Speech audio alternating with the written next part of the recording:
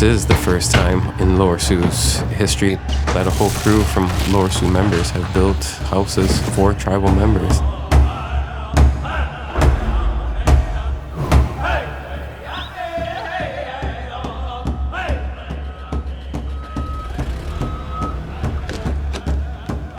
The way we live in these houses right now, it's a plastic bubble, and so all that air is being trapped in there.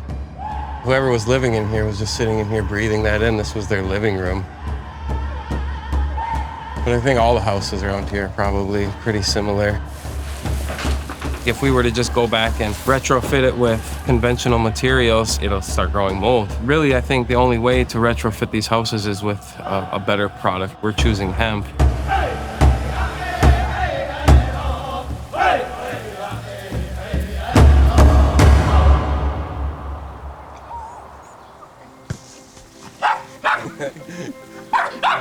Did you get some flowers? Yeah. These ones don't even smell. I'm gonna build my house out of hempcrete this year for my family to live in. I want my kids to be able to grow up in a house and then be able to pass that down, or, you know, just have a better house to live in, a healthier home. The hemp really gets its roots into you. You know, the roots go deep on a hemp plant, and so it kind of does that on a person too. Once my eyes were opened, it was like, this is the rest of my life.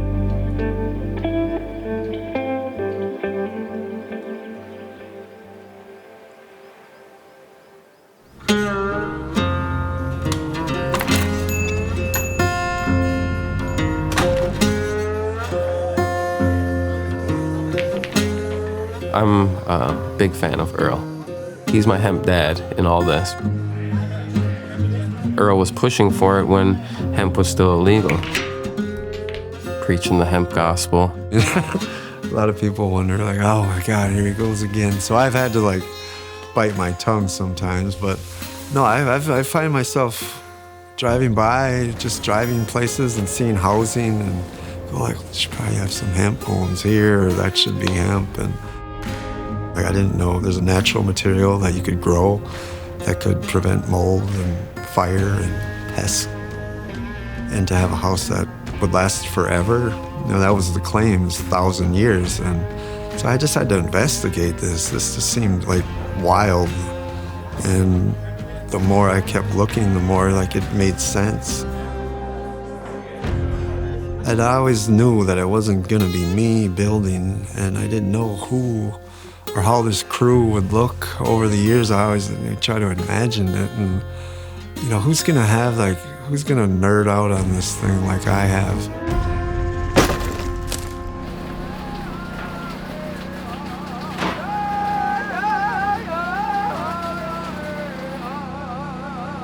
Hempcrete, it's just a simple mixture that anybody can really build with.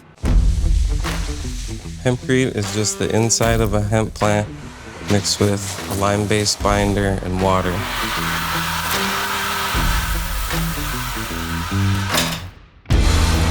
There's different ways to apply hempcrete. Cast in place is the most accessible. It's just mixing up hempcrete, putting it in buckets, and placing it into a form. We've actually mixed in that kiddie pool right there by hand with a rake. Prefabricated panels and blocks are really nice because they're done off-site and they're already cured, ready for the job.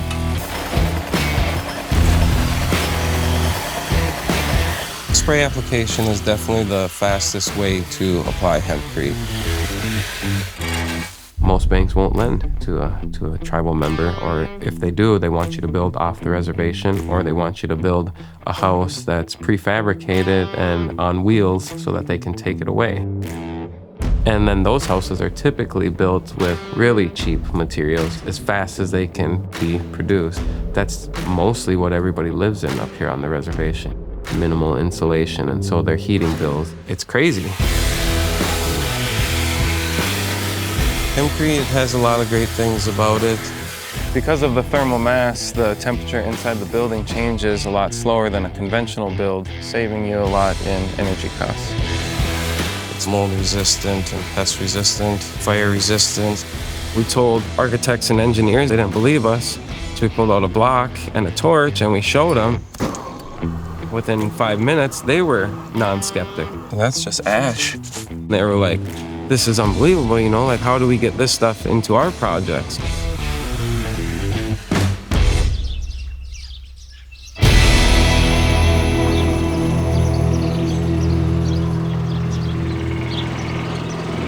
Our crew's nothing special. I think he went over the hill. We're just a group of people that need houses and need jobs and need a why, you know? I think that's a big thing too, is some people just need a why or a purpose. We're just doing it, you know? That's the special thing about it. In the last year, our hemp crew has built 4 houses. These 4 guys, they're pretty amazing at what they do. How we have 11 people pulling nails. Stretch your finger, normal.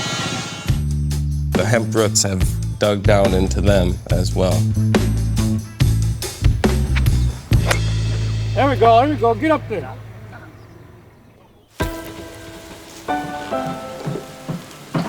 Danny and his guys are really providing inspiration to a very fatigued industry in the hemp building space where we feel like things are moving so slowly, but when you see how Lower Sioux has aligned itself around this goal and move as quickly as they've moved is really unheard of.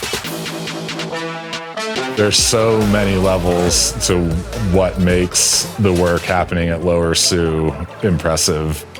But when you dig a little bit deeper into their story, I think you really have to understand where the tribe has come from and what they've gone through.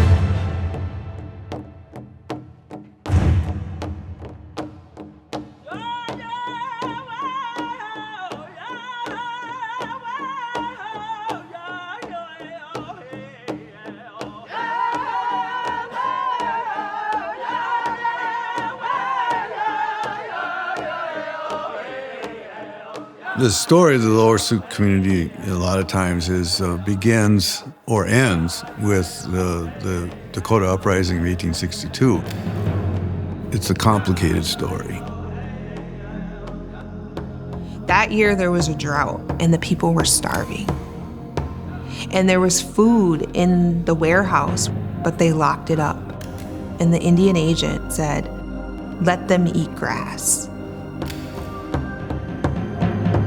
So all the chiefs and all the Etchaubard, the leaders of each camp, came together.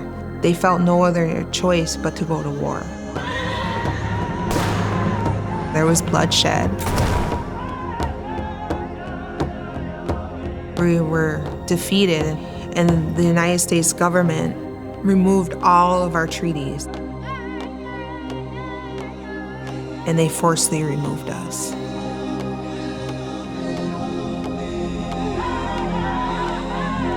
Abraham Lincoln, the day after he signed the Emancipation Proclamation, he signed off to the largest mass hanging in U.S. history. 38 Dakota men to be hung.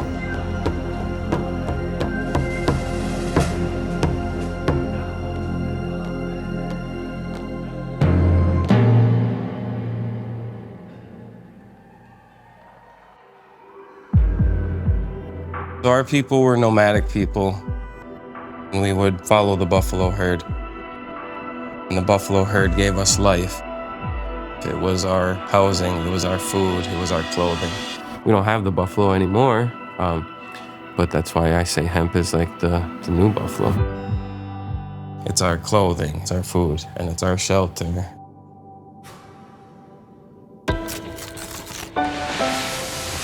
We've never done any farming in our community. Since contact, we probably haven't had any farms here. Joey has a big role in this because he's the only farmer in our community.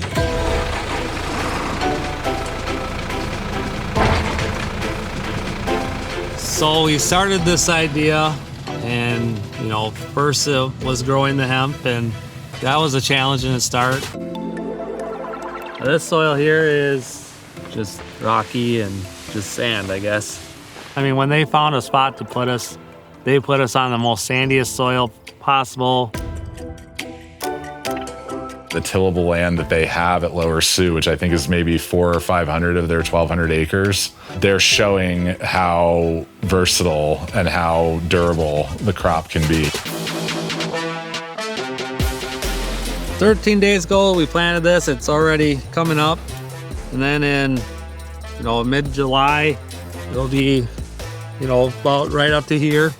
I mean, it grows 3 inches a week. Right here is what we're going after, the building material.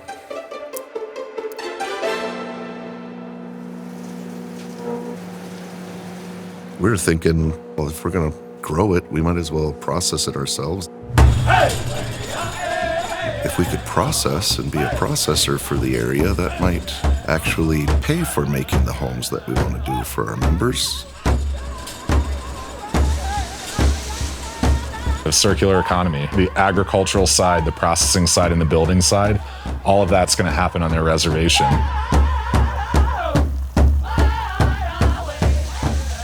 We're the first ones to grow it, process it, and build with it. We're the smallest reservation, but we're doing it.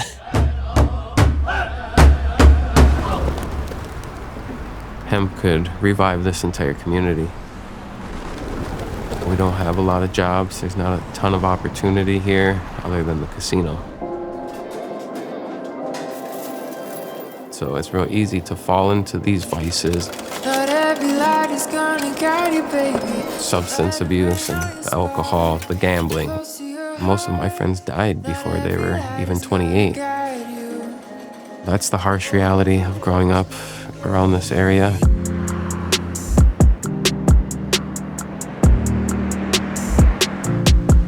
There's poverty levels high. There's unemployment levels high. Substance abuse, chemical use, abuse overall, high. Violence, high. My brother right here, he killed himself, 17 years old. This was my best friend, Chuck. Died from a heroin overdose. Me and Chuck actually carried Jesse. We were pallbearers for this funeral. Same thing, just a drug overdose, didn't wake up. Then his brother right next to him, same thing. It's crazy.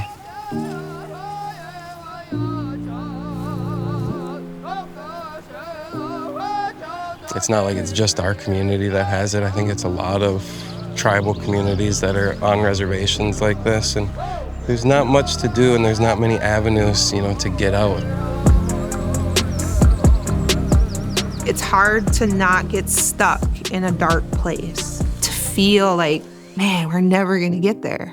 So I might as well just throw my hands up and just give in. But my ancestors didn't. They were resilient. It didn't define them. It did not define them. They were Dakota. Our ancestors always thought 7 generations forward. What we do today impacts the 7 generations to come.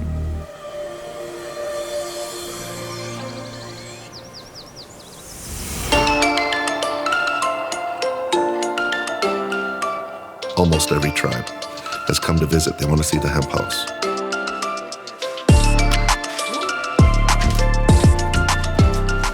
Decarbonization of our economy and the green revolution is at the scale of the industrial revolution, but it will happen at the speed of the digital revolution. So hemp is just a single part of that. For every ton of hemp grown, I think it sucks up 1.6 tons of carbon, and so it's already a carbon negative material, just the hemp alone. But because of the hemp sequestering so much carbon, it actually offsets all of the other carbon footprint we make when we're processing the hemp or processing the lime.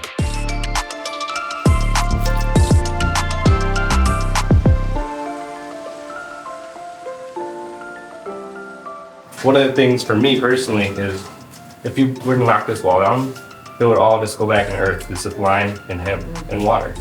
If you knock down a traditional home, that's going to be there for a lifetime.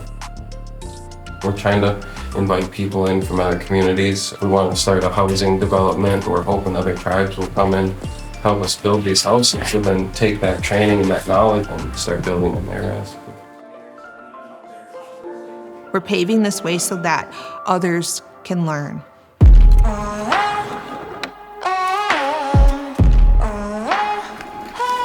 Everybody is piling towards us, like, how can we help or how can we be part of it, you know? I don't even think I know how big this all could be.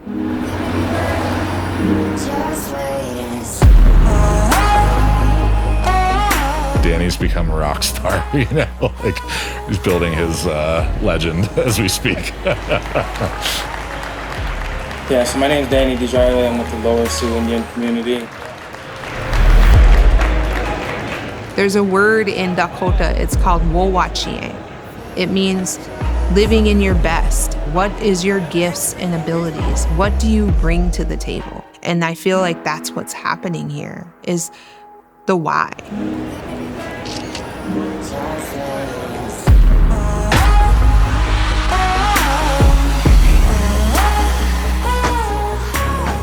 Native people have been historical caretakers of the environment. It's a natural position for a tribe to be in, protecting the planet, and right now it's in jeopardy, and the clock's ticking, and we have no place in it right now. I think hemp can help find a place. It also then demonstrates the continuation of our philosophy, of our culture, in a modern world. We're not living in those old pictures. We're living in the 21st century.